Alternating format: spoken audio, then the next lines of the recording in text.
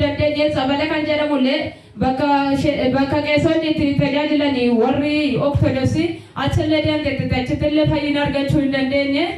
achi mana cheerchi iyyuu cufaallee deemeera jettee achittillee fayyina argachuu hin dandeenye waaqayyo lafuma kanarratti fayyina guutuu isheedhaaf laate galanni isaa ga'u. Galateeffadhaa waaqayyoodhaan. Ishi gaafa gara kadhannaatti deebi'u taatu maal turee akkamitti gara lafa kanaatti akka isheen dhuftu taasifame isa kana dubbadhu. Gaafa sana du'ee biyyeen irra deebistanii galtanii ishii immoo nyaachuudhaan malee maallaa gootu ani mana waaqayyoon naqa mana raajii balaa itti nageessa isa waaqayyo guddaa ittiin hojjeta hojii dinqisiisaa ittiin hojjetaa jira namoota baay'eetu dhaqee achitti fayye ani ammaaf naan taphattu maatii isheetiin jettee hin boossi ganamaaf galgal achi booda maatii ishee maaloo akkam goona mucoo akkam goona jedhanii na gaafatanii abbaan ishee achi booda gaafa